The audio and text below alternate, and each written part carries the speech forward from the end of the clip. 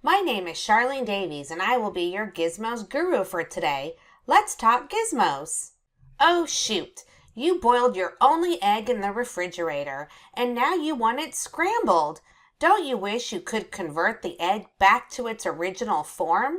Let's explore the chemical changes gizmo together in order to understand why this is not possible.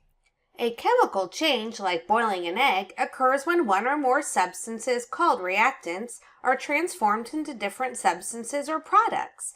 We can use the drop-down menu in Reactant 1 and 2 to choose from a variety of reactants. Let's check that Reactant 1 is sodium and Reactant 2 is water. Let's click play and make some observations. The sodium spun around and then disappeared. Bubbles appeared and I heard a fizzing sound. The water seems to have turned a different color as well. All our observations support that a chemical change or chemical reaction took place. Let's run some more experiments to discover other evidence that indicates a chemical change has taken place. Let's click Reset and grab the thermometer and drag it to the flask of water. By clicking play, we allow the reaction to start. When the reaction is over, we can compare the initial and final temperatures. For our second experiment, let's click Reset and select Gas Collection as our experimental setup.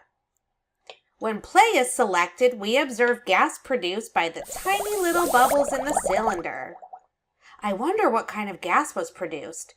Well, let's drag the glowing splint to the cylinder and notice what happens.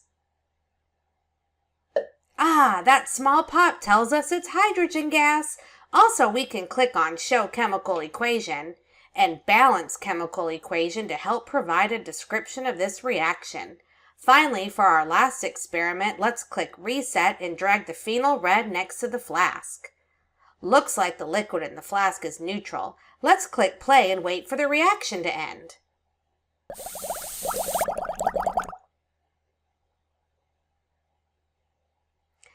The liquid in the flask is now basic. Looks like a chemical reaction occurred. Well, as you can see, this gizmo allows us to rely on our senses and chemical equations to determine if a chemical change has taken place. Have fun experimenting, gizmo scientists! Every gizmo has a set of lesson materials to help you plan. I would like to give you some ideas of how this gizmo can be used in your classroom. I like to use the teacher guide to gather ideas on how to further support my instruction with gizmos. In the scientific background section, consider cutting the different physical and chemical changes out on strips of paper. Go ahead, add some more examples to the mix.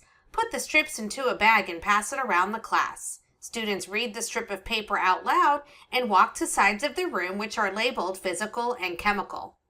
Another way I use the lesson materials in my classroom is to have my students complete the Explore section in Activity C in small collaborative groups. Have them perform the different types of experiments to answer the questions. I also use the Demonstrate Learning section in Activity C as a summative assessment. I have my students complete this individually in their interactive notebooks. I like to customize their criteria by asking for the balanced chemical equation and require a data table for their findings. If you like this gizmo, continue the fun with the balancing chemical equations, collision theory, and limiting reactants gizmos. Thank you for listening in with the Gizmos Guru. Bye for now, Gizmos fans!